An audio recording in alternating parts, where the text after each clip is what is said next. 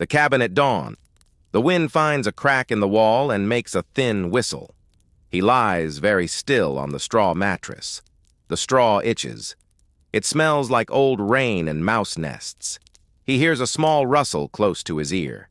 He lifts the edge of the blanket and sees two black dots staring back. The thing slides away through the hole. He lets his breath out slow. He tells himself this is normal here.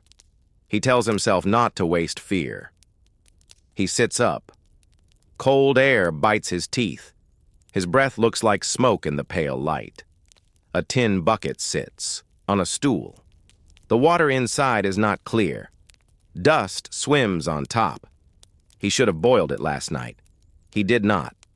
He lifts the bucket anyway and drinks from the rim. It tastes like iron and dirt and something he cannot name. His boots wait by the door. He tips each boot upside down before he puts it on. A gray scorpion drops into the dust and curls its tail, then hides under the board step. He waits until it vanishes. He slides his feet in. The leather is stiff, as if made of wood. His socks are thin. His toes do not complain because they know there is no point. He ties a loop of rope and slings it over his shoulder. He pockets a flint, a few nails, and a hard biscuit that could break a tooth. He pinches the cut on his palm from yesterday's woodpile. The edge is red. He wraps it with a strip of cloth and hopes for the best. Outside, the plain is a flat sea of grass. A hawk hangs in the sky with slow wings. The door squeals as he pulls it. The hinge is tired, and so is he. Far off, a bell rings one deep note. From town. The note is not music. It is a kind of order. It says, "Wake, work, watch." He walks the path he has made with his own feet. Dust rises with each step and hangs in the air like smoke that refuses to leave. He tastes it. He blinks. He breathes it until it becomes part of him. At the edge of town, a sign says, "Check your guns," in big, careful letters. He carries no gun. He carries rope, which is useful in more ways than one. A man with a star on his vest leans against a post and watches him pass. The man nods without smiling. The nod means, "I see you. Don't be a problem." The street is not a street. It is a scar of dirt cut between buildings made of boards. A horse trough overflows a little. Flies love the trough, the horses, the alley, the warm pile behind the livery. Saloons breathe sour air from their doors. The general store smells like old sugar, lamp oil, and wet leather. Inside the store, he counts his coins. The owner counts faster. A coil of rope is not cheap. 2 biscuits cost more than they should. Coffee grounds and a paper twist feel like a prize. He leaves with the rope, the biscuits, the coffee, and only a few coins left to make noise in his pocket. On the porch, he hears the first shout. It comes from the saloon, and it has the sharp edge of a chair leg scraping the floor. A glass breaks. Boots hit the plank walk. 2 men spill through the swinging doors. Not fast, not noble. Their hands are clumsy with drink. One man shoves the other. They slip in the dust. A lantern on a hook swings wide like a bell. It falls. It rolls. The wick burns bright and finds a dark line of oil trailing from a barrel. He feels time bend. He hears the sheriff shout. A boot kicks the lantern. It bumps a water barrel, skates, and kisses a fringe of dry straw stuffed in the wall to stop the drafts. Flame runs like a fox along the straw, quick and pleased. He moves without thinking. He loops the rope around a porch post, climbs the side of the next building with his boots biting at the boards. Smoke pours from a second-floor window. A girl stands there with her hands white on the sill. He throws the end of the rope. "Tie it to you," he says. His voice is calm because it must be. Her fingers shake, but they make the knot. He leans back and lowers her. The rope burns his palms. The beam groans. She swings, hits the trough, and 2 women pull her clear. Below, the sheriff uses his pistol like a hammer. He shoots at hinges, on a stuck door. The shot is a tool, not a duel. Men rush in with wet blankets. The pump coughs and gives little. A line forms from the pump to the fire, hands passing buckets, people cursing the wind like it is a person who can feel shame. The sky decides to help a little. Thick clouds build over the ridge the way a wall climbs from the ground. A wind from the other side pushes smoke back into faces. Then cold drops begin to fall. Steam hisses when rain meets flame. The fire slows. It does not quit. It thinks about it. He holds the rope with shaking arms until someone else can take it. When he climbs down, his hands are open and red where skin is missing. He does not feel it yet. The girl looks at him with wet eyes and then looks at the ground. Gratitude is quiet here. Words are expensive and saved for when they really matter. The crowd thins. The sheriff writes names on a board with a piece of charcoal. He notes who checked their guns, who did not, who helped, who watched. The bell rings again. Softer now, like a tired voice. The rain turns dust to paste. It turns smoke to a soft gray sheet. He takes one step toward the pump to drink and sees his canteen is gone. The cap swings from its little chain and the strap hangs empty against his side. He looks up and catches a flash of a gloved hand slipping into an alley. The hand holds something round and metal. His water. He does not shout. The sheriff is already busy. The wind shifts again. A low line of cloud builds and darkens fast. The sheriff squints at the sky and swears. "Tie down what you want to keep," he says to no one and everyone. The traveler looks at his rope, at the empty strap on his hip, at the long walk back to the cabin, at the bucket with dust still dancing on top. The first heavy drop hits his cheek like a slap. The storm comes on like hooves, cut to black. Town of dust and rules storm rain reaches the edges of town, then swerves away like it changed its mind. The street dries in minutes. The dust rises again, now clumpy and darker. The sheriff posts a fresh board outside his office. Weapons ORD. In effect, check at desk or pay fine. A crowd reads in silence. People like rules when they keep bad. Things far. They hate rules when they touch their own hands. He goes back into the store for a strip of cloth and a pinch of salt. He needs both for his palm. The owner sees the blood and nods at the back where there is a basin. The water in the basin is gray already. He uses it anyway. He pours a little boiled coffee left in a pot on his cut. It burns. He bites the inside of his cheek and does not make sound. Outside the door, a boy runs past with a bucket and almost falls. The boy laughs at his own near disaster, then stops when he sees the sheriff watching. Laughter is allowed. Foolishness is taxed. He steps into the street. The saloon's broken chair is in the dirt. Someone picks it up, looks at it, and sets it back down broken. The two men who fought are gone. Their anger evaporated with the rain. He feels thirst like a stone in his throat. His canteen is still missing. He follows the alley where he saw the hand. The alley is a narrow path between wood walls. It smells like cabbage, coal smoke, and something sharp. He moves slow, the way a person moves when he knows there might be a nail pointing up or a snake looking for shade. A door creaks. A woman in a flour-dusted apron empties a bucket into the runnel. She looks at him without surprise and points with her chin to the back step of the livery. He nods once and keeps moving. Information is a kind of coin here. It is spent in gestures and returned in the same. Behind the livery, the shade is thick. He sees a shape under the steps. A boy, not yet a man, sits there with his knees up and a canteen in his hands. The boy's eyes are hard and tired in a young face. He drinks and coughs and drinks again. The traveler crouches, palms open. "You can take half," he says, voice level. "I need half to reach the cabin." The boy wipes his mouth with the back of his wrist. "I need it all," he says. He starts to raise the canteen again. The traveler reaches, not fast, just steady. The boy flinches, but does not run. Up close, the traveler sees the boy's hands. They shake. He sees the way the boy's tongue is white. The boy is thirsty all the way through.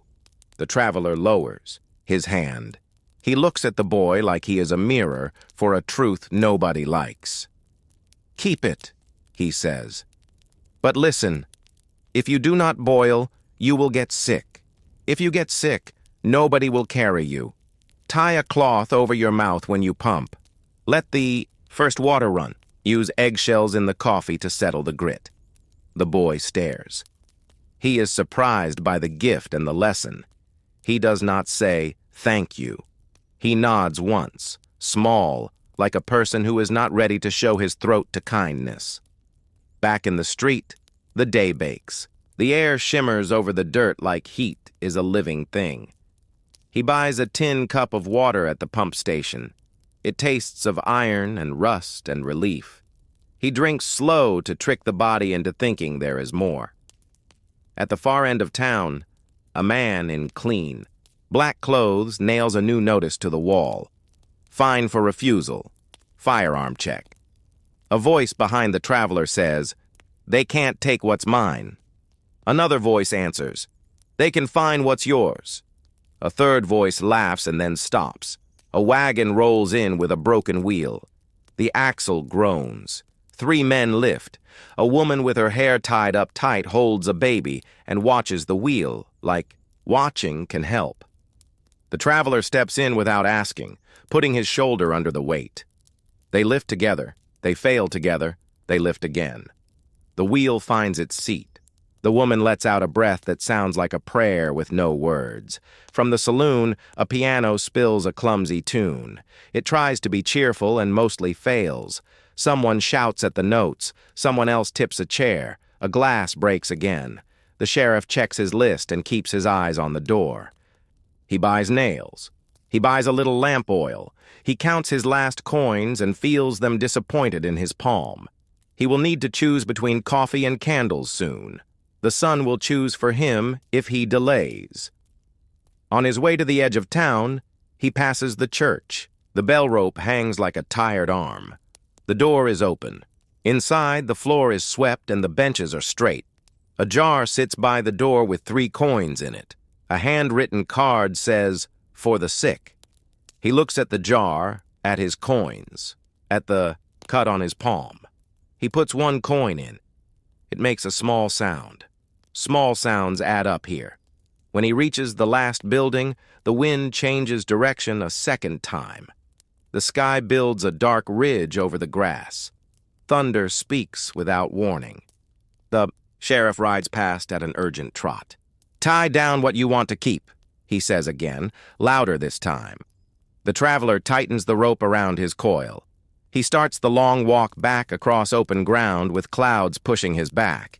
He does not see the boy from the livery step into the street with the traveler's canteen now half full and watch him go. At the halfway mark, the wind hits like a door slamming. Dust lifts in sheets. The prairie makes a sound like a crowd. He leans into it. The first drops are fat and cold. They slap his face, his neck, his cut hand. Lightning cracks horizontal along the base of the cloud, like the sky tore open at the seam. He runs the last 100 yards. The cabin door fights him, then gives. He drags a chest against it. He sets buckets under the new leaks and the old ones. The roof sings with rain and then hammers. Water pushes through the seams like the boards are teeth, and the sky is trying to drink him. He laughs once, short and wild. He holds a bucket and watches it fill. He thinks of boiling. He thinks of the boy. He thinks of the sheriff and the rope, and the lantern flame that ran like a fox. He thinks he might last 1 more day. Then he sees the ceiling bulge dark above the stove. The bulge grows. He grabs the rope, loops it around a beam, and braces for the worst kind of water. Cut. Bad water. Worse medicine morning is gray and heavy. The storm passed, but it left the air thick. He pours last night's catch into a pot and sets it on the stove. The fire is slow to start. The wood is damp. Smoke crawls into the room and does not want to leave. When the water boils, he watches. The bubbles like they are coins. He remembers the boy's tongue gone white.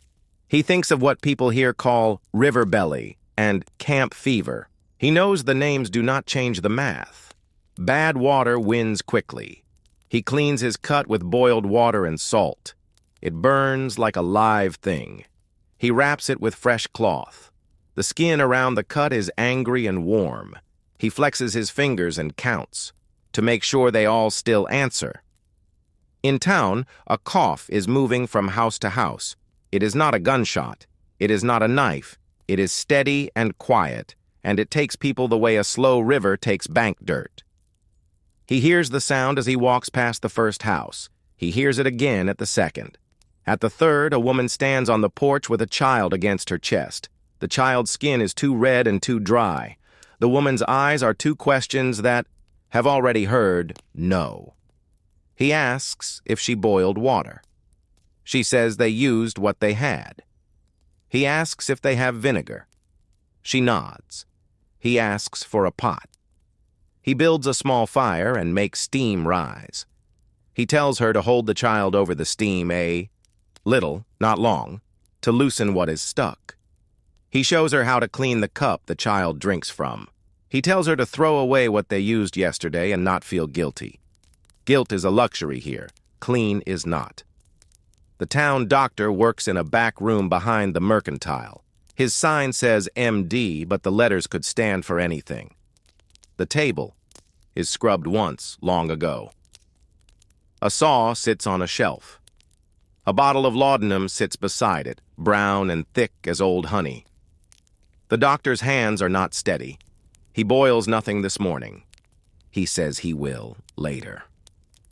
A man sits in a chair with a rag around his hand. Blood has gone through the rag and turned it brown.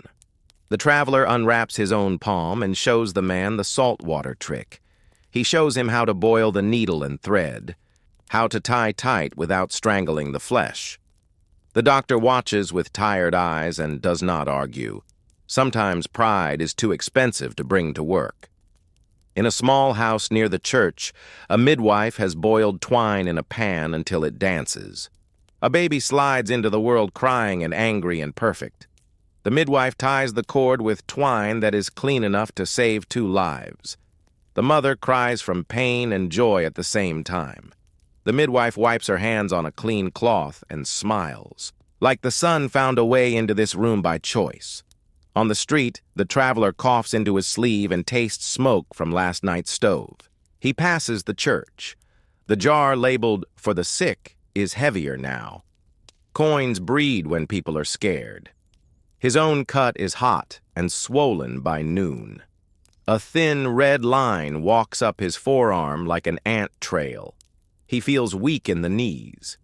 He sits on the step, in the sun, and lets the heat do a small old medicine. He drinks slowly from a cup he boiled twice. He chews bread like it is leather. He talks to no one for an hour because silence can help too. The boy from the livery appears at the edge of the street. He holds the traveler's canteen. It is full. The boy's face has been washed. He looks left, right, then walks straight and sets the canteen down by the traveler's boot.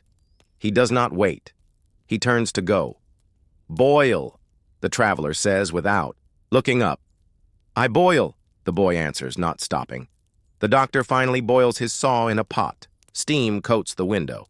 He pours laudanum for a man whose finger has gone black. The man breathes like someone is counting for him. The saw makes a sound that does not belong in a room. The traveler closes his eyes and listens anyway. Not listening does not make the world kinder here. A woman carries a jar of pickles like it is medicine. In winter, it is. She gives a piece to a child with bleeding gums. The child bites and chews slow. The salt and vinegar make a face and then a small, honest smile. The traveler buys a little vinegar. He buys a bar of soap that smells like lye and ash. He cleans his cut again and scrubs the cloth until the water is gray and the bowl looks ashamed of what it holds. He lays the cloth in sun to dry. He lays his arm in sun too. The red line stops moving for now.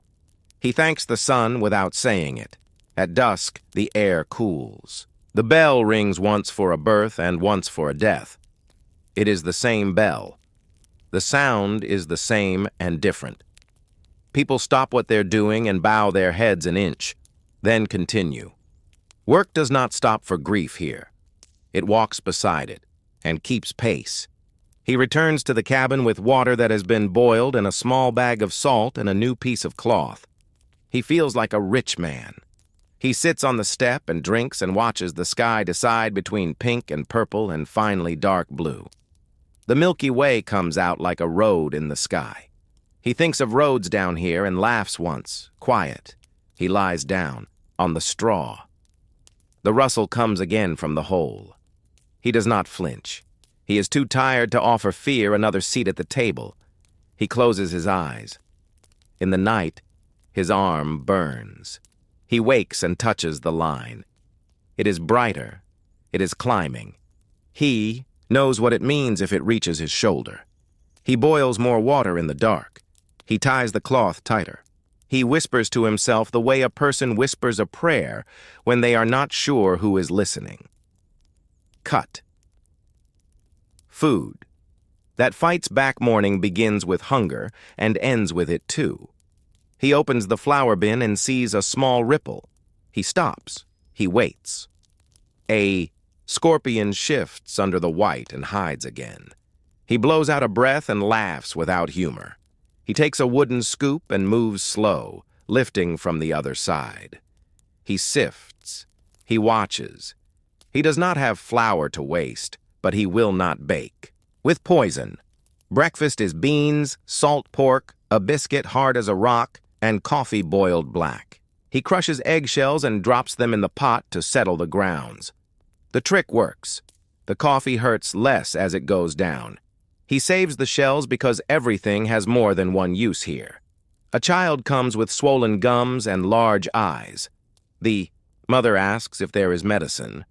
He points at the jar of pickles she brought and nods. Vinegar is crude, but it helps. He sends them to the midwife for clean cloth and a lesson on boiling. The mother thanks him with a peach from a tin.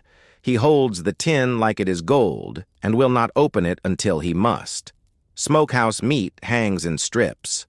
Coyotes pace the edge of the yard at night and test the door with quiet steps. He hears them breathing and hates how beautiful the sound is in the dark. Today, a thin rain starts and stops and starts again. The strips go from drying to rotting without a middle. He takes down what he can save and curses soft so the child does not copy him. At the store, he trades nails for a handful of dried apples. The owner smiles like both of them stole something from the other. On the step, he sees a sack split at the seam. White worms squirm in the grain like small hands. He feels his stomach turn and his temper rise. He throws those handfuls to the chickens. Even they think twice and then decide hunger wins. He builds a small rack under the eaves and hangs meat where smoke can find it and rain cannot. The wind tries to slap it anyway. He learns fast. Tie, double tie, test, and tie again. He uses the last of his rope and thinks about how often rope saves a life here and how often it ends one. At noon, he shares coffee with an old man whose teeth are not many. The old man tells him about the winter when the creek froze thick and the coyotes sang all night every night. He says, "If the coffee is bitter, you are alive to taste it." He laughs at his own wisdom and coughs until he spits black. In the afternoon, he helps a woman lift the lid on a root cellar. It smells like cold earth and survival. Carrots wrapped in cloth, potatoes like stones, jars like soldiers on a shelf. He feels a soft joy, and then a hard fear. A cellar is a promise that winter will not kill you fast. It will try to do it slow. Back at the cabin, he opens the tin of peaches. The syrup is thick and bright and tastes like summer grabbed and saved in a jar. He gives the first piece to the child with the sore gums. The child makes a sound that is almost a laugh and almost a cry. He feels his own eyes burn for a second and pretends it is smoke. Evening brings wind again. The door flaps once, then twice. He wedges a plank against it. He sets the last of the biscuits near the stove to soften a little. He counts his salt and knows he will run out before the month runs out. He makes a small list on a scrap of paper. Salt, flour, clean, coffee, candles.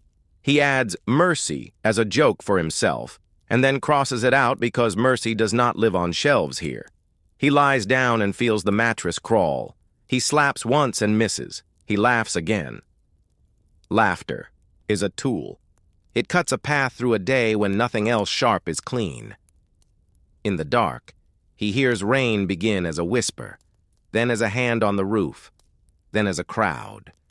He moves the buckets without getting up all the way. His arm throbs. He breathes steady. He sleeps.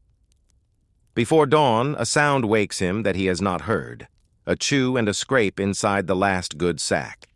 He lights a match. Worms have found it in the night, a white, slow boil. He feels disgust climb his throat and pushes it down. He ties the sack closed and carries it outside. The chickens will eat what he cannot bear. He will start again with less. He stands in the thin gray and says out loud to the air and the dirt and the sky, "I will not starve today." The words are not a promise. They are a plan. Cut. The road that moves, he joins a small wagon party at first light. No one smiles. Smiles belong to people who are already home. Here, faces are set like fence posts, driven deep. A wheel on the second wagon complains with every turn. The man walking beside it pats the rim like it is a spooked horse, and says it will hold if the day is kind. The day is not kind. By mid-morning, the trail turns to a brown river without water. Mud takes boots and tries to keep them. Oxen sink to the knee and blow hard, eyes white, ribs moving like bellows. The driver curses, then sings, then curses again, because sometimes a soft voice calms more than a whip. The wagon lurches, stalls, lurches. A child is sick into his hands, and then laughs because the sound surprises him. His mother wipes his fingers and kisses his hair and pretends she is not scared. They stop to fix the wheel. The traveler braces his shoulder under the rim while a man taps a sliver of green wood into the split and splashes water so it will swell. It is a trick that buys an hour, maybe two. The rim flexes like a loose tooth. Everyone knows it will come. Out. No one says it. Afternoon heat bends the air. The horizon shivers and lies. A shine that looks like a pond is only sky on the ground. A dark line that looks like trees is nothing but wish. Tongues turn to leather. They measure sips with angry care. The traveler holds his cup steady and lets the water sit in his mouth before he swallows, teaching his body to be grateful for little. They cross a dry wash. It is a shallow ditch, easy. A lizard darts from shade to sun. A hawk rides a warm current and stares at them like they are a story he has heard before. They reach the far side. Someone laughs in relief. The sound is cut in half by a new sound, far away, then close, then on them. A roar with teeth. The wash becomes a wall. Water arrives like a stampede made of stones. It eats the bank and reaches for ankles and wins. A barrel breaks free and rolls like a small moon. A bundle of blankets opens into a spinning flower and vanishes.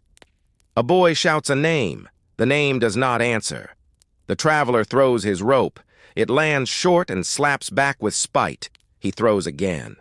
This time it bites around a jammed stump with its roots like claws. He wraps the line around his waist and leans back with all he has. Hands pass packs down the line, bread, a skillet, a bag of flour, a tin box of letters. They save what the rope can carry. They do not count what the water takes. Counting would break them. When the rush drops as fast as it came, the ground shines with a new map. Logs where bushes were, bushes where rocks were, a hat hung on a branch that never met a head. The boy who shouted is quiet now. He stands with his fists at his sides and stares at the water as if time might reverse if he does not blink. They climb to a low ridge and make a camp that is mostly a circle of people and a small fire trying to be brave. Wood is a bank account. You never want to empty. Coyotes draw a gray ring just beyond the light and sit like judges. Someone sings an old song to make the dark feel less wide. The stars lean in close, bright as spilled salt. The traveler eats a hard biscuit and chews until it is soft enough to call food. He wears the rope as a belt so he will not lose it in the night. He sleeps in pieces. He wakes to a silence that feels wrong and thinks the world has ended. It is only the wind catching its breath. Before dawn, thunder mutters from a clean sky. He looks up at pure blue and hears anger. He feels a new fear he did not know yet. Storms here do not always show you their face before they hit you. They are like a man who smiles while his hand closes into a fist. At first light, they move again. The split rim holds. It will not hold long. The trail climbs a slow hill where grass grows thin and stubborn. From the top, they see the wide plain like a sea and the faint line of a river far off, winding like a black snake through yellow. A man points. "We cross there," he says. He says it like a wish and a threat. As they walk, dust lifts and hangs, and in it the traveler sees prints that do not belong to oxen or boots. Horse, 3, maybe 4, cutting in and out of the trail, like they cannot decide if they want to be seen. The tracks are fresh. He says nothing yet. Saying puts weight on a thing. By noon, the sun hits the crown of his hat like a hammer. He shares a swallow from his canteen with the boy who laughed at his own sickness. The boy says thank you and tries to hand the cup back with both hands the way he saw a man do once in a church. The traveler smiles with half his face. Politeness is a thin blanket, but it warms. At a shallow dip, a wagon axle gives up the truth. The crack is clean. Final. The party stops. The air stops. The driver looks at the sky and then at the broken wood and then at his hands as if one of them is to blame.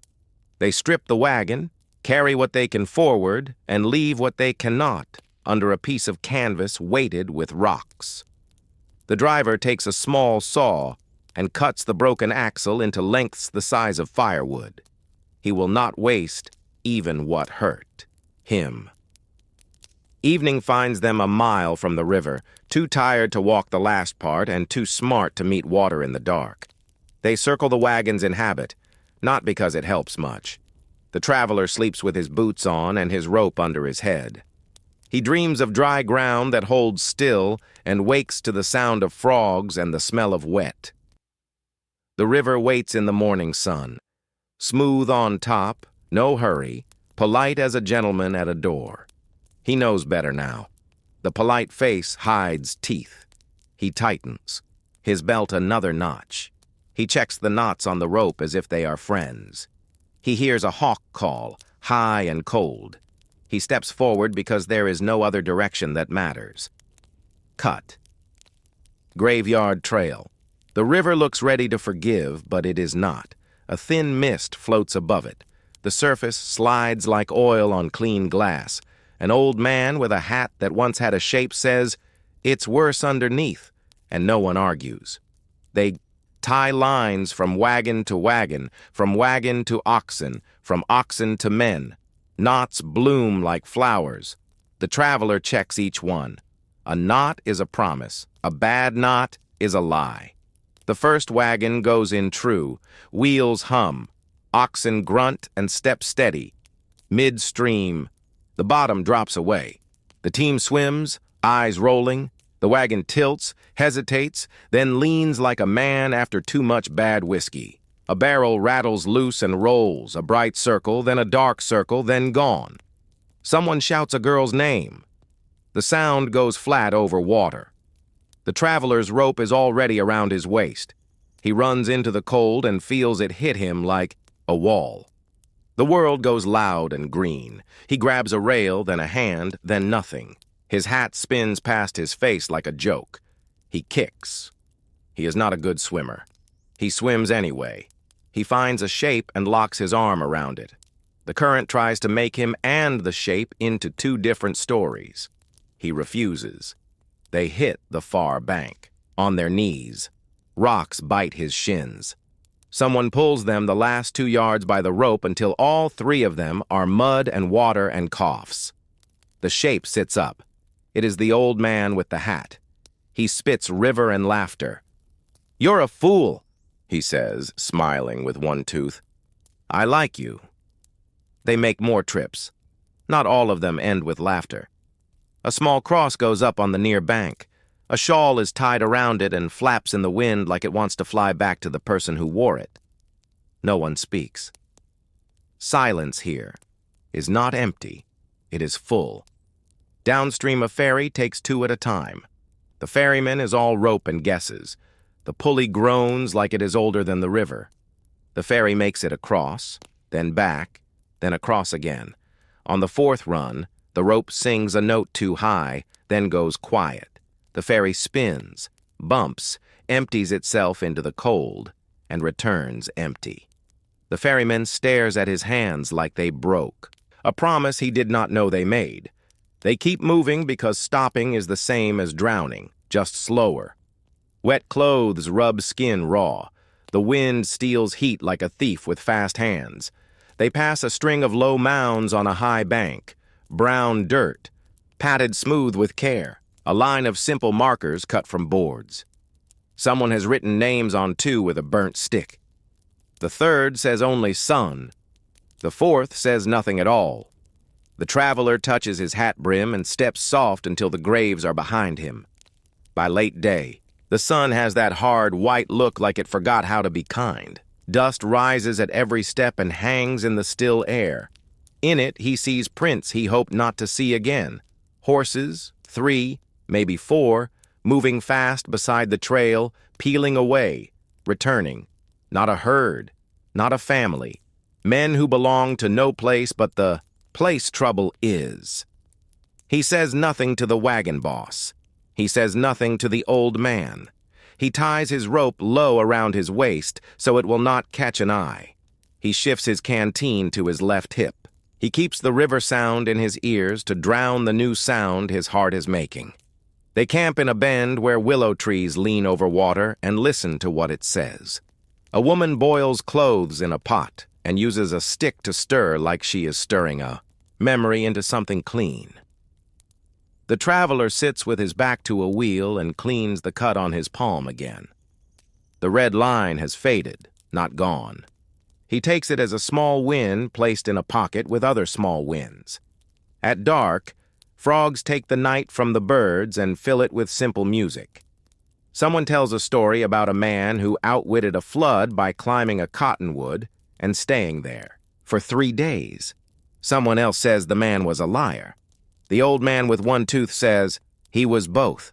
People laugh softly, shoulders falling for the first time since morning. He lies down and stares through willow leaves at a piece of sky fat with stars. Across the fire, a boy turns over and says another name in his sleep, a name the river took. The traveler closes his eyes and sees the ferry rope snap again and again. Sleep comes like a thief and steals just enough to keep him alive. Before dawn, a horse snorts close. He opens his eyes without moving. He hears leather creak, a whisper like a man spitting a seed, then silence. Whoever rode near changes his mind and drifts off. The traveler stays still. He learns that fear is a tool if you hold it by the handle.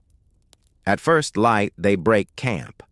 The trail rises away from water to a dry spine of land. The river falls behind them. The graves do not. They ride along anyway, quiet, the way people ride when they have learned something and wish they had not. Cut. Mine in the mountain. The mountain's mouth is a black cut in gray stone.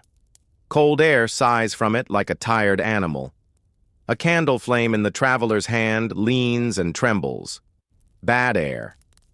Men look at each other and go in anyway because food wants paying for, and the mountain pays in silver if it feels generous. The shaft is narrow, rough cut, braced with timbers that groan when no one touches them. Water drips somewhere you cannot reach. The traveler learns the rhythm fast. Drill, pack, light, run. He holds the drill steel while another man swings the hammer. The blows climb through his bones and knock on his teeth. The fuse spits and hisses. They scramble into a side cut and press against wet rock. The blast is not a sound. It is a shove from the earth's hand. Dust fills the world and turns light into soup. He tastes rock for hours. His tongue feels wrapped in cloth. When he spits, the spit is gray. When he drinks, the water tastes like coins. The foreman checks the face and grunts. Again, he says.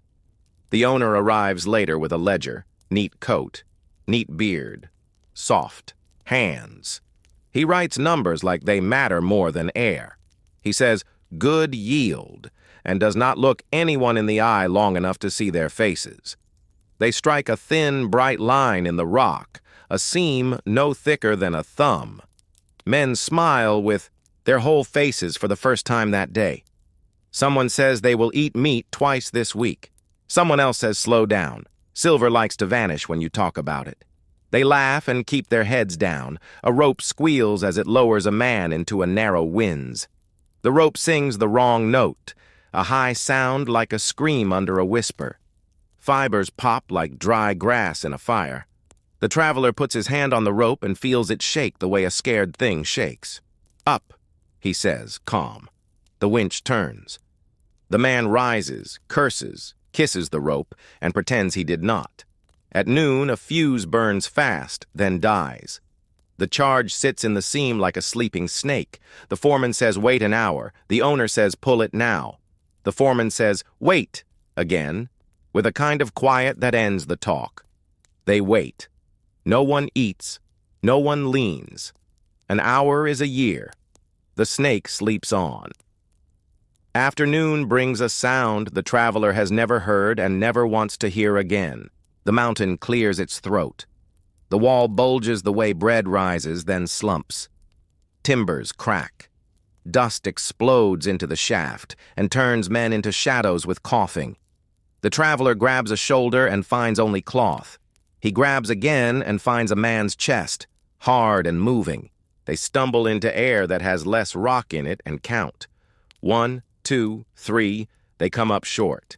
They shout a name that does not answer. Silence takes the mind's throat. Even the drip stops for a beat. The owner stands at the edge of the dust, with his ledger like a shield. He looks at the dark hole where the name disappeared. He clears his own throat and says, "We'll need the face back open by noon tomorrow." The foreman looks at him and says nothing. The traveler feels his fists make themselves and then unmake. No one can afford a fight with the man who signs food. They dig steady and careful until the air tastes like metal and regret. They find nothing. That moves. They find a hat crushed flat, a glove with a hand not inside it, a piece of pipe. The foreman makes the sign of a cross. The owner writes a name on a line and then scratches it out and writes a number. Outside, the sky is too bright. It hurts. The traveler sits with his back against cold rock and tries to drink. His hands shake and the tin cup taps his teeth. He spills and laughs because laughter is sometimes the only thing the body knows to do when it cannot cry anymore. That night he sleeps with his boots on and the rope around his waist. It is a foolish belt. It will not hold him if the earth decides to roll in its sleep. He wears it anyway. He dreams he is back in the river, and the ferryman's rope holds, and then it does not.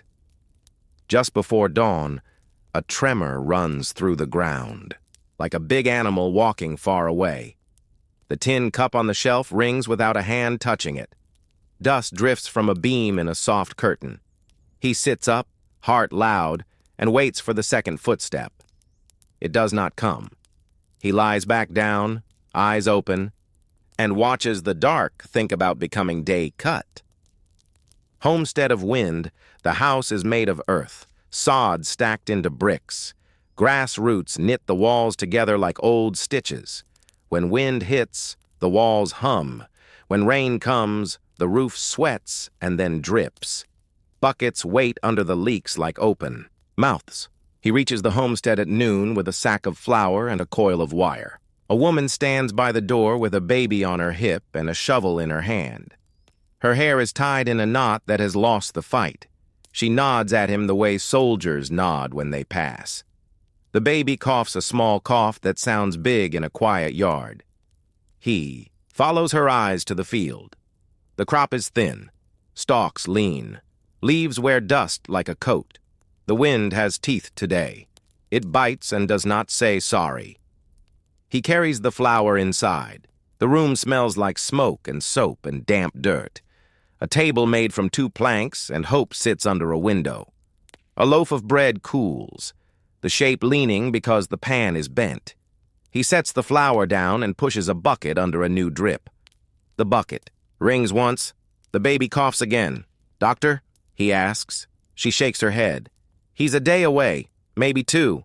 He comes when he can. He's one man and the land is too big." She kisses the child's head like that is a medicine you can afford every hour. Outside, a cloud moves across the sun, and the world turns from harsh to only hard. He walks to the well. The rope rubs the wood where it passes over, cutting a groove that deepens each week. He lowers the bucket and hears it touch mud before it touches water. He pulls it up slow to keep what little it finds. The water in the bucket is brown at the edges, clear in the middle. He feels the kind of gratitude that lives beside fear. The fence. A sound like light rain begins though the sky is empty. He looks down. The ground moves. Not the ground. Grasshoppers. Small bodies by the thousands, wings clicking. They hit his boots and bounce and come again. He slaps at his legs, and then stops because there are too many to slap. The woman stands in the doorway and watches with her jaw set like a fence post. They walk the field with pans and sticks, beating the air above the rows, trying to drive the swarm away. The hoppers lift in a cloud, sail, and drop where they left. The sound is a dry whisper that fills ears and head and heart. When it ends, the leaves are lace. The woman breathes out hard and wipes her eyes with the back of her wrist, and then laughs once because crying and laughing live in the same small room. He takes the plow handle while she ties the baby to her with a long cloth. They put the blade into earth that has known this work for 1 season only and already feels old. He pulls, she pushes. The wind is the third hand on the handle against them. The furrow comes up thin and stubborn. A gust shoves dust into their mouths. They spit and keep moving. The baby sleeps because babies can sleep anywhere, even in the middle of a fight with dirt. Clouds roll over late afternoon. They look like rain and smell like it too. And then they pass without giving a drop, the way some men say they will help, and then do not. The wind decides to change direction for sport. It finds a loose shingle and lifts it like a card from a deck. He climbs, up with nails in his mouth and a hammer in his hand. The roof skin shifts under his knees. He nails fast, slow, fast, like heartbeats. He feels the house breathe different when the shingle sits again. He pats the roof like a horse. "Stay," he says. A rider comes at last light. Thin man, thin horse, dust on both like clothes. He carries a small bag, a few vials, a roll of cloth, a book with loose pages. He is not a doctor by school. He is a doctor by doing. He listens to the baby's chest with his ear, the way a man listens to a door for feet on the other side. He nods once. "Steam," he says. "Boiled water in a bowl. Sit with the child and breathe it. Not too hot. Honey if you have it. Fresh air when the wind is clean." He looks at the well water and frowns. "Boil for all of you." He gives the mother 2 packets of something that smells like mint and bark. This helps. Not magic. Just helps. He sleeps on the ground by the door because he must ride again before dawn. The traveler lies inside on a straw tick that remembers every person who has ever lain on it. He listens to the wind search the walls for a way in and thinks of all the things that search for a way in: cold, hunger, fear, ruin, and of the few that manage to hold them out: rope, nails, stubbornness, neighbors. Morning starts with a knock that is not a knock, fists on wood, many, urgent. He opens the door to faces he knows and faces he only nods to at the store. Barn raise, someone says, today, before the storm season sets its teeth. The woman looks at her field and at her baby, and then at the men with hammers on their belts and says, yes. They come in a long line with beams and pegs and a plan that lives in their heads and hands. The old man with one tooth lines up, holes with a glance. A boy fetches pegs like a machine made of hope. The traveler shoulders a beam, 3 men lift with him. A woman climbs a ladder with a mallet and drives a peg home with a rhythm that sounds like a song from an anvil. The building climbs out of air and becomes a thing. Lunch is bread and pickles and meat sliced thin and passed with thanks said by eyes. The baby laughs at the noise and coughs less today. The mother's shoulders fall a finger's width. By dusk, the barn is up, skeleton straight, roof ribs ready for skin. The line of people breaks and reforms into small knots of talk. Someone tells a joke that is not funny and is perfect. Somebody prays with a hand on wood. The doctor rides out with the last of the light like a letter sent to a far cousin. When it is quiet again, the traveler walks to the edge of the field. The wind has died at last. In the still, smoke writes a thin line on the horizon. Too straight to be cloud, too low to be dawn. He tastes the dry on his tongue. Fire. Far, maybe. But far is only a word the wind likes to laugh at. He looks at the barn. At the sod house that sweats and holds. At the bucket that rings and fills. At the baby asleep with his mouth open like a small bird. He coils the rope and hangs it where his hand can find it in the dark. He sets a wet cloth by the door. He pulls the shingle once. It stays. The smoke line smudges wider. He rolls his sleeves and counts nails. He says to the night, not today, as if the night will listen. Sometimes it does. Often it does not. Cut. Different faces. Same hunger. The track crew eats in the shadow of an iron engine that pants like a beast. Steam hangs in the air and smells like hot metal and tea. Men sit on rails and boxes in the ground. Tin plates clatter. Words climb over one another. English, Spanish, Cantonese, Irish, curses softened by distance, laughter that needs no translation. The traveler sits with a plate of beans and bread and watches hands. A black cowboy from the drive has come to town to buy a new saddle string and salt. He eats with his hat on his knee. A Mexican vaquero leans his chair back on 2 legs and teaches a little knot to a boy who cannot sit still. A Chinese cook ladles soup into bowls and taps each rim with the ladle, a quick bell that means, enough for you too. Payday brings a line like a parade that forgot its music. A man with a book and a money box sits at a table by the company office.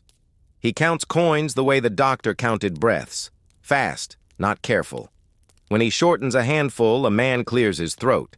The paymaster says the weights were light last week, or the hours were short, or the tools you broke were your fault. The words are stones thrown from behind a wall. The line tightens. Shoulders rise. The air gets warmer, though a cloud slides across the sun. The traveler steps a half-pace back, enough to see all faces at once. He knows the look that comes before a chair flies. He has seen it in a saloon and on a trail and in a mirror. A voice says, "We worked the same ground you walked your boots. Over." Another voice says, "We ate dust so you can eat coins." A third voice tries to laugh and breaks in the middle.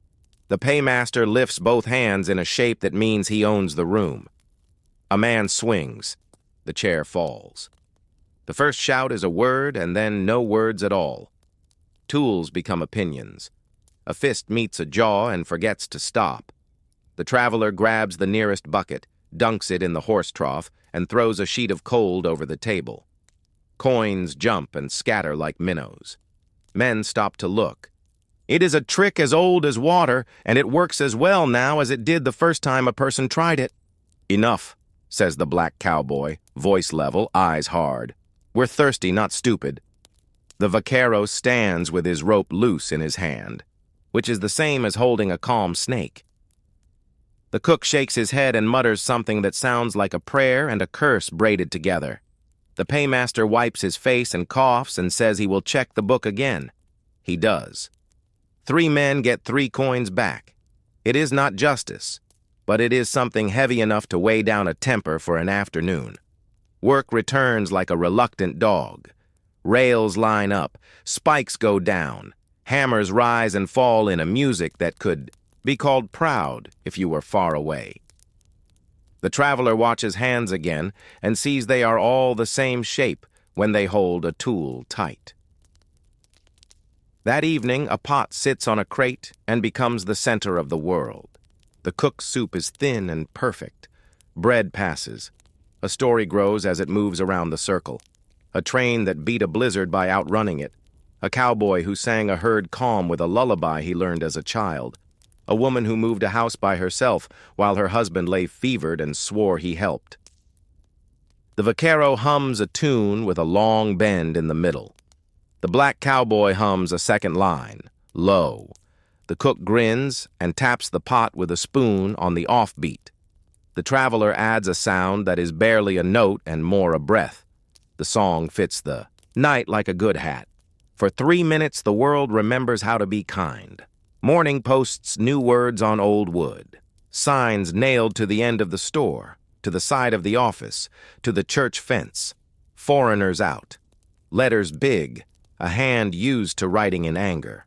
People stop, read, and look at one another with faces like doors deciding whether to open. The key. Sheriff pulls one sign down and sets it in the dust. He is one man. The signs are many. He cannot be everywhere at once. The traveler watches a boy read the words and then look at the cook who fed him seconds last night. The boy looks ashamed and does not know why, only that he feels smaller. By noon, a knot of men who look like brothers because anger makes family gather near the pump. They speak low and rough. A rock moves from one hand to another and then to a pocket. The black cowboy stands in a doorway with his arms folded. The vaquero ties a horse with careful hands. The cook keeps stirring, slower now, watching reflections in the pot. The traveler steps onto the pump platform with a bucket and a truth. People drink more water when there is a bucket to share. He pumps and fills and passes cups without asking where a man was born. It is a small act and has the right weight for this hour. Throats swallow, eyes soften a fraction. Anger can set its jaw again later. For now, mouths are busy. A woman from the church carries a basket with a loaf for whoever takes it. She breaks it with her own hands and does not speak, and her silence is a sermon. The sheriff takes down another sign and nails up a different kind of notice. Disturbance fines applied to all. The nail goes in straight. The paper flaps, then lies down, deciding to be calm. Evening folds the day. A train howls long and high and runs east, pulling wood and ore and stories. The men who work the line watch it, go with faces that are proud and tired and older than yesterday. The traveler sits on the step of the office and rubs his palm where the red line used to climb. The skin there is new, thin, pink. He presses it and feels the memory of pain, the way a house remembers a storm even after it is quiet. When the last car vanishes, wind moves through the empty and makes its own music. On the far wall, one sign still clings where a nail went in deep. The letters shout, though no one stands to hear them. He thinks of rope and nails and words and how each can hold a thing or break it. He goes to the cook's wagon and helps wash. Bowls. The cook nods and says nothing beautiful and everything right. Tomorrow, same? Cut. Law, rope, and rumor. The sheriff rides alone at dawn with coffee in his free hand and dust in his lungs. He patrols a county that is mostly horizon. His badge is a small piece of tin against a problem the size of the sky. He tips his hat to the traveler at the pump and says, "Keep your rope handy." Like a joke that is not a joke. Rumor wakes early. It walks faster than horses. By midday, the town knows the store was robbed, that a child saw a stranger near the alley, that a certain family took more flour than they paid for, that a man with a scar was seen on a bay horse near the river. None of this is the same rumor, and all of it is true somewhere in a different shape. A rope hangs on a nail outside the jail, a simple thing with many stories in it. Men glance at it the way people glance at a cliff edge even when there is a fence. The traveler looks too and feels his stomach sour. He has seen rope save lives and end them. The same knot can bring a girl down from a burning window and take a man up from the ground forever. Late afternoon brings a shout. The store owner runs into the street with blood on his lip and anger making his legs fast. "Thief!" he yells, which is a word that can make a town run even when it is tired. A man with a sack slips between buildings, not fast enough to be a ghost, not slow enough to be caught by a simple reach. People pour from doors like water, finding low ground. They corner him by the livery. He is small, younger than his beard wants you to think. His hands are up, palms open, empty. The sack lies split at his feet, flour making a white cloud around. His boots, his face is the face of someone who slept bad for many nights. He opens his mouth and no words come out the first time. "Please," he says finally. "My sister's boy, he hasn't eaten." No one moves at that. Words like those make feet heavy. But anger does not like to share space with mercy for long. A man in the crowd says, "Plenty of children are hungry and don't steal." Another says, "If we let one go, 10 will try." The sheriff pushes through and puts his hand out for the man's wrists. Calm, steady. He means cuffs and a cell and a morning when heads are cooler. The store owner grabs the rope from the nail and holds it like proof. "No more court talk," he spits. "We know what happens when we wait. He runs. He disappears." He laughs. A mother with a baby in a sling steps into the street and sets a chair down in front of the livery door, then sits on it. She does not speak. She looks at the rope, and then at the man holding it, and then at the sheriff, and then at her child. Her eyes are two doors that will not open. The crowd hesitates. A chair in a street is not heavy, but it is a weight you can feel. The sheriff puts his palm on the rope and pushes it down slow. "Sunset," he says. "If we are still angry at sunset, we will argue then. Not now. Not with a child watching." The owner breathes hard. His lip bleeds new. He lowers the rope a thumb's width. The traveler watches the wind move dust in, little rivers between boots, and thinks how fast a story can turn into a sentence. They put the young man in the cell with a cup of water and a piece of bread that turns to paste in his mouth. He stares at nothing like it stares back. The sheriff posts 2 men outside who can read faces and stay quiet. The rope goes back on the nail, a snake that can sleep or wake depending on who walks past. Evening pulls long shadows across the street. The mother's chair is empty now. She has gone home to boil water and tell a story to a child about how people can choose. Men gather in small knots again, the way men do when they have too much hour left and not enough good sense. Words harden. The nail squeaks as the rope shifts in a small wind. Lanterns bloom. The sheriff walks the line of faces and says nothing. Sometimes saying nothing is the loudest work a man can do. A rider appears at the end of the street, horse lathered, shirt damp, breath loud as a bellows. He swings down and points without catching his breath. "Store owner's boy," he says to the sheriff, words broken. "He dropped the money bag behind the scales. The bag ripped there. I seen it in the dirt. The tracks don't match the man in the cell. They match your boy." The air in the street changes. Anger, which was standing up straight, sits down hard. Heads turn toward the store like a field of sunflowers following light. The owner goes pale and then red and then something that has no color. He turns and walks fast, then runs. The rope on the nail swings, a small arc, a small sound. In the cell, the young man hears the street go quiet and does not believe in quiet anymore. The sheriff unlocks the door and pushes it open and steps back so the air can reach in first. "Go home," he says, "and come back tomorrow. You will work at the store a week to pay for the flour. The town is not done being itself, but it will try." The man nods, not because the terms are fair or unfair, but because he is alive and the word tomorrow just returned to his language. The crowd melts the way ice melts, slow from the edges. The traveler stands under the eaves of the jail and watches dust drift from the rafters as a small tremor runs underfoot, a whisper from the earth like a reminder. Cups on a shelf ring, a thin silver sound. People look down at their boots and then at each other and then away. Nobody wants one more thing to fear tonight. The rope hangs where it hung, the nail holds. The sheriff takes it down anyway and coils it like a tool. He hands it to the traveler without speaking.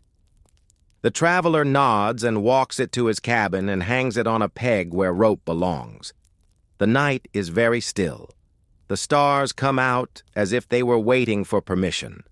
The town breathes. The traveler lies on his straw and listens for what comes next. In the distance, a new sound unfolds, low and long and wrong. Not thunder, not herd, not train. A kind of wind with teeth. He sits up, and the dark in the window flickers the color of a wound. Cut. The long night sky. The first thing he sees when he steps out is the sky blinking orange where it should be black. Fire moves in a line at the far edge of town like a jaw chewing on dry boards. Wind feeds it with both hands. It jumps from roof to roof with a grace that has no heart. "Bucket line!" someone yells, which is a phrase that builds a road between strangers. People run before their minds catch up. Boots hammer planks. A bell rings from the small church. One note over and over. A heartbeat big enough for a town. He throws on his coat, grabs his rope, yanks the water barrel into the yard and tips half into a wash tub. He runs. The heat meets him halfway and pushes like a bully. Sparks fly and land on sleeves and hair and tick like hot hail. Smoke closes his eyes with fingers made of ash. At the pump a line forms. Hands, buckets, more hands. Water sloshes and spills and still gets where it needs to go. He slides into place like a gear, receives, passes, receives, passes. No one speaks unless it's to say, behind, more, careful, now. The words are tools used clean and fast. A row of houses breathes fire from windows like sick lungs. Wet blankets slap window frames. A door explodes as if someone inside had been holding it closed against the devil and lost. The sheriff barks orders that are more like truths. Walls first, then roofs, then what you love. The church bell swings and swings, the rope burning the palms of the boy who pulls it without stopping. Women form a second line and carry out. What can be carried? A picture? A quilt? A box of letters? A cradle? A tin of coin that rings like hope inside. Children carry chairs and set them gently in the street as if chairs have feelings. He sees the mother from the rope day hauling a tub with a face like stone. The black cowboy rushes past with 2 buckets and a cough that sounds like a torn coat. The vaquero beats at a flame with a wet coat and sings something low and steady that feels like a wall you can lean on for a second. The fire takes a jump and lands on the hotel roof. It runs along the ridge like a cat that knows the way home. "Up!" someone shouts. Ladders slam into walls and shudder. He climbs without looking down. The roof skin is hot through his boots. He ties the rope to a chimney that has not yet decided to fall and leans into nothing with a bucket in his hand. The water he throws turns to steam that kisses his face and leaves it wet with heat and fear. Across the street, a figure appears at a second-floor window, hair lit around her like a halo made by a lyre. He swings the rope, misses, swings again. She catches it with hands that are already blistered. He braces. The chimney groans once, a warning he will not take. They lower her into arms and blankets and prayer. A wind shift turns the street into a throat the fire can breathe down. The line stumbles, and then finds the rhythm again. The pump sobs and keeps giving. Someone breaks the lock on the livery and slaps horses into a run so they will not die tied to a post. The animals blow fear and vanish into dark like ghosts that learned speed. Hours fold onto hours, and still the orange jaw chews. The church roof catches and the bell rings a note that is not a note, then falls through fire with a sound like a word too big for a mouth. The boy who pulled it sits down in the street and weeps once and then stands and carries water again. The traveler's arms feel like iron bars full of lightning. His lungs feel like cloth wrung out by angry hands. At last, a hush sneaks in at the edge. A gap opens in flame like a door into a quieter room. The line works slower because slower will do. Steam replaces smoke in places. Embers look like stars that decided to try dirt for a night. The bell is gone. The church is ribs and memory. A row of houses is, too. The wind, bored now, looks for a game somewhere else. They stand in a street that is black and silver and orange at the same time. Ash falls like a new kind of snow. Faces are streaked like war paint made by a tired artist. No one cheers. No one has that energy left. People sit on steps that are not attached to anything and hold mugs of water with two hands as if they might drop a life if they use one. He sits on a curb that did not exist yesterday because there was a building there. The Milky Way opens above, clean as a fresh sheet pulled tight over the dark. It is so bright it hurts. The same stars that led trails and timed plantings and told children's stories now look down on a street that smells like an old campfire and a new start. Beside him, the sheriff lowers his head and closes his eyes. He does not pray out loud. He breathes like a man counting pieces of himself and finding most still there. The black cowboy returns the boy's hat, which has become a small shrine, to a woman with a worn dress and strong hands. She takes it, touches the brim, and gazes at the place where the herd ran in her son's last dream. The vaquero coils rope and hums that same long note that runs steady through a day like a deep river under ice. The traveler thinks of hot water on a handle that turns, of glass that keeps wind out without arguing, of a bed that has springs and not teeth, of a doctor with clean tools and time. He is not ashamed of these thoughts. He has earned the right to want gentle things. He stands when the first gray paints, the east. The town looks like a map drawn after a storm. Lines where walls were, squares where rooms lived. A stove sitting alone like a black dog that outlasted its owners. He picks up a board that still holds a nail and carries it to a pile that will be a frame by sunset. People begin to move like a tired team finding their feet again. Someone laughs. A small one. A sound a person makes when they realize a job will take everything and they will give everything, and somehow that will be okay. He laughs too because the sound fits the morning. He is not a hero. He is a man with a rope and a back that hurts and hands that remember flame. He will stay another day and another. He will mend a roof and carry a beam and hold a baby while a mother ties her hair. He will drink coffee that tastes like smoke and be grateful it exists. He looks once more at the sky that watched without blinking, and then at the people who did not blink either. The West is not wild in the way the shows say. It is wild in the way a river is, danger and path at once. You survive it with hands and neighbors and a kind of stubborn love. The sun lifts, shadows shorten. Someone sets a new bell on a table. Someone else finds a rope. The traveler smiles at that and feels tired enough to cry and strong enough to build. He picks up a hammer. The day begins. Cut to quiet.